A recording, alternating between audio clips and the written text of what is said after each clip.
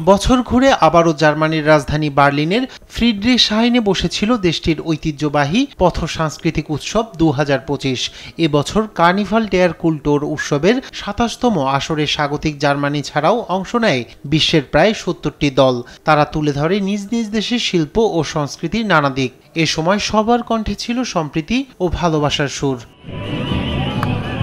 উৎসবে বরাবরের মতো ছিল জার্মানিতে বসবাসরত বাংলাদেশি প্রবাসীদের সামাজিক ও সাংস্কৃতিক সংগঠন বেঙ্গালিশে কালচারাল ফোরামের আয়োজনে বাংলাদেশের আবহমান শিল্প ও সংস্কৃতির বর্ণিল পরিবেশনা। উৎসবে যোগ দেন হ্যানোভার, বন, কোলন, ভিসবাইডেন সহ দেশটির নানা প্রদেশ থেকে আসা প্রবাসীরা। এই কার্নিভালে অংশ নিতে বাহারি পোশাকে আর অপরূপ সাজে হাজির হয়েছিল বিশ্বের বিভিন্ন দেশ থেকে আগত প্রায় কয়েক হাজার সংস্কৃতি কর্মী। তাদের পরিবেশনা মুগ্ধতা ছড়িয়েছে বার্লিনের পথে নেমে আসা সব বয়সের মানুষের। শুধু আমাদের সংস্কৃতি দেখানোর জন্য আসেনি, ইউক্রেন যে শক্তিশালী তা দেখানোর জন্য গেল 3 বছর ধরে এখানে হাজির হই। আমরা এখনো জীবন উপভোগ করি। যদিও আমাদের দেশ যুদ্ধে লিপ্ত, তবুও আমাদের আনন্দ বেঁচে আছে। আমরা সবসময় আমাদের দেশের প্রতিনিধিত্ব করতে চাই।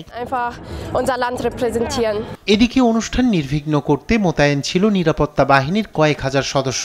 আর কোনো অঘটন ছাড়াই কার্নিভাল শেষ করতে পেরেই খুশি মের্জ প্রশাসন। রায়হান কবির শুভ্র, নিউজ ডেস্ক, দেশ টিভি।